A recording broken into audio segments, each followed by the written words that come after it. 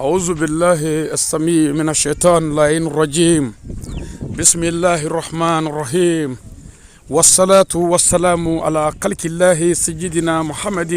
وعلى آله وصحبه أجمعين. سلام الله عليكم ورحمة الله وبركاته يا إخوة الإيمان. ببدو أنجولي فلانية مالي جمانا كوننا دولا مرلا نغلبوكم منا دولا مية دوغنين كورين دوغنين كورو فلاكنغو ambe no bi ne alaka jen ka ben le 14 janvier l'année 2024 ambalma ke ananga choroba anam fake ani ambenge no ye benge shaka nama wole ko shaka ba dugni ngoro fala kungo siribe daba maka wole asro min to saya o law saya ko konnana balma siraw teri siraw jenyon ani siginyon ani furu siraw be farla nyon ganyon soro dugni ngoro fala kungo yani janaja che mamina nambadum bi shukula tumamina nambalamsu be jigitiya kolongono dakurien fla angerla ula ka klaka o dugo ke ko dakurien fla ke ka fuli ke ka klaka mogo hakli jigi ewa alala ani ewa sayarela mbado nin chogorobay ninde aka garbo ke no e badra ali sangare ni benge yere no e mbamso awasiribe o balmake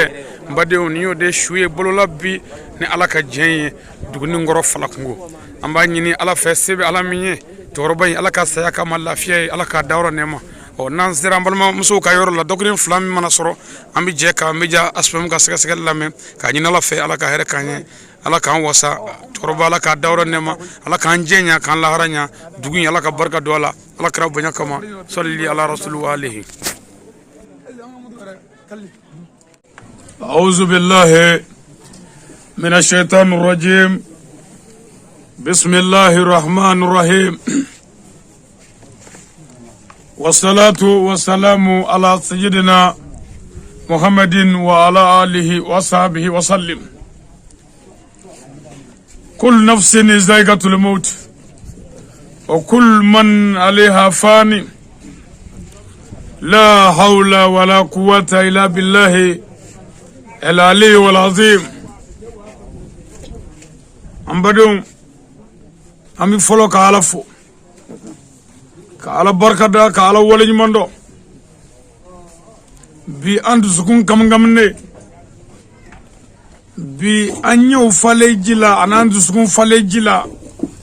أمبي أنغا سويا أمبي دويلا مرلا أنغلبوكو كميننا دغني نغرو فلاكونغو anga choroba nyuma anga dutigi anam benge no de kunye benge shakai daba ma ka wala soro min to saya ansigi malaka dema kono ya ka dakurunyen dama fo ka ke nema e choroba e ni watina ka beni ambala kawye ka beni anfawye ka anga choroba nyuma sanuya ka shuku amogo be dugola ni watina amogo tenyejila amogo be saragatila ni sakaina bi kabe tuogalo kletan nani sakalo folo sabafla ani muka ani nani andu sukun kamangamne be ani benge ga say ana kantanya ni bi ngaba mirijigi alaka qur'ane ayawla ka foko davango davendar ala fa bebe saya nege mbado ni anjole benge ga saya kenede kam benge shaga benge nyumando ay ande meslamia de menena ya ala yo shere ay ambisimla ala ga dine nye folla fala kungo ya ala yo shere ana jera kaslamia nyana ma ya ala yo shere abarma ke mega pma no ali sangare nere balma kedo opma nene benga dretidi ni daba maga sayo soro no yanzoro la halala mo la hala faranyo nga folo ambi je ka benge faranyo nga ka benge gere alala ka benge ira alala aw fana mi aga ro blaka na furusraw balmasraw terisraw ani siginyo ni balman islam ni ma be fuli kerengere bi nyi shiabema ni esra mine bi ka boya kata dugu la fala kungo kereve dugu be dugu ngoro kereve dugu be abenye shime dugu ngoro fala kungo ma bi ni odusukun kamangamne ni chorba nyuma nganda yani ni ambenge sanma nga fatule amago betugola lamo ningene tashi kene ningene miri kene ningene hine kene ani magari kene ningene yafa kene ani ala wele kene ni ala deli kene ami folo ka folo nyeshi dugunu ngoro soba dugutigila kaw ananga almamila kaw ka fara dugunu ngoro buguda ku beka ambenge oni bemo ka befo abayo de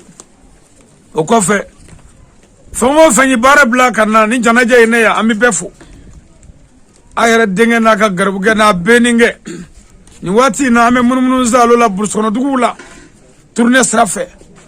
nyamok nga nzoro donga o fe sisa an la benanga mi ta don nga chorba e wele ka ci foyena ko benge fatura donda yanyo faranyo nga folo amina je kana chorba da dawro nyumana ka jega dugo ke chorba e kasoro ka ta donga ko wajuluke o ni alama bashike benga ande islamia de menina kunungo karaya o madogo awlaya nye shukelenga nye siri nyere fe o ni alama bashike juma nata ka dugo ya sibiri dola mina wajuli kene sigi duguni ngoro fala kungo ya mbenge tokola o kage nema yaye o kage hine yaye abal masra munumbiya adonu amu befo ku barkada ku wali mando o ko fambe ma munumbiya binu be nyejila amu fo ku kunmando ku barkada ka dugo krengerle ke be mawye o ku jija torwa mogo be dugo la bi amogo te nyejila folo ambe kulwalo kala nyon ve chenzaba o kage nema yaye hine benga yebi anga soroga do anga wala da kono da kuri fula ka nyu hakli jigi ka nyini alla me ba be fe jamana kono jamana ko kan watina jamana keme fulani ko mi nyebana sisa no klobana ambega jega dugo ke ne benga ye andu kun kamangam ne be duguni ngoro fala kungoya o langa almami munumbiya anga donba munumbiya ambega jeka kulwalo kala nyu fe shenza ba ka bismillah bla benye fe o ga genne mai ani hine ambenge ka ani aw balmaka ni alaka jem bismillahir rahmanir rahim qul huwallahu ahad allahu samad lam yalid wa lam yulad wa lam yakul lahu kufuwan ahad bismillahir rahmanir rahim qul huwallahu ahad allahu samad lam yalid wa lam yulad wa lam yakul lahu kufuwan ahad bismillahir rahmanir rahim qul huwallahu ahad allahu samad lam yalid wa lam yulad wa lam yakul lahu kufuwan ahad ya rabbi alaka hene sama alaka dawro nema ayango kiti min alako noya alaka na du here tafe alaka limana dama afadro ka munun do adewin alaka barka do ana alaka limana dama alaka sayaka ma lafiye ka botoro bela jelila alaka rabbu ya kama ankara mo kama salli ala rasul alaka do sangare islamo alako nindo mina de ko niyo ni dara bebe say nege wartigiya tola famaya tola setigiya tola alako ne ala niyo ni dama befa mbado ni emiri kene ni mami e benge shaka don ka sigironi laje ka kabaro laje anuno wallahi ka dawro laje bi kano yebi boloworo de bi kango don nyege kono la ilaha illallah muhammadur rasulullah wallahi bado foite fo ala ibado sewbi baga toto alay benge shaka ni mami ya ye ni mami ya sigiro ye ka mayoro ye ka gangene nyuma ye anaka fande be bika no ye boloworo bolo bika do nyega kono ibado foite fo ala wani ala e minga wode kay nin torbe nga saya ni ngere doni mimi da ala yere ku na nyaabo ala ku ka bla famo fangu andi sakoro benge karanve benge kara dugu fe benge kara balmo fe benge kara sindi fe benge mogo ba nga dugo la na maso ko ke ba irani jamfa ke ma bi jawge dugo keli shu uflega benge ko sisa alfo mogo shuko ala kira ko sallallahu ta'ala alaihi wasallam ago hali nis lahara ko ngara galoy ko shukoli makari shukoli geleya shukoli hine ko son ko arba de nga srala nyaka nyake mbado shukoli ka gelede ibi doni shuwe nyega kono abita shu sigi digenda la ko mi nyana ma bi sigi chuko mi kamne dala abi shu kono bishi bishi ko sigara ka gele adama de mi se ka sanna ma boke ko ka dogo ala kira ko ka shu kono bishi bishi ko binata munu mesra la luka suru bolla luka saka bo wala sa na ko ra kana kasange nogo dodo wallahi bolora ba mbe kono bishi bishi andesele mbado grobne atola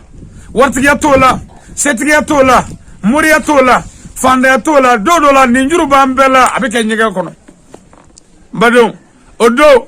ina forogo dole arabado ndegala no e gaay ka finngolo melego tegala ko amolo buga do jonna anyara benge am fake am balmake balmake ko to ibiki bolo melege finngolo la kabo yorla beba do saya rete fanyumay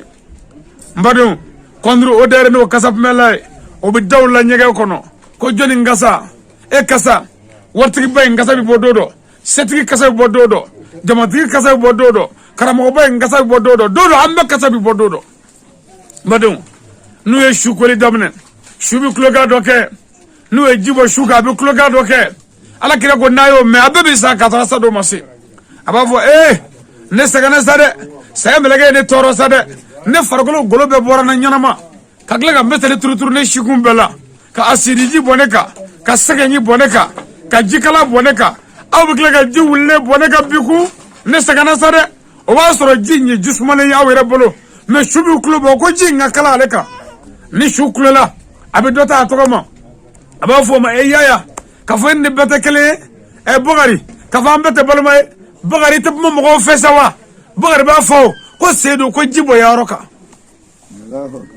mbado bolo rabi terege odo bolo rabi nyako odo wallahi jene ani bido nyega na halini batmana nyega dala bistel laga kurundo wala ga falaka bo wala ga karibo pour que ka ira ko mo biya me bi awnya benge tagaro nyega kono anjamamba bolo wore na fara to na fara sabali korokacha wallahi na fara go sabali akorokacha na fara to meni bela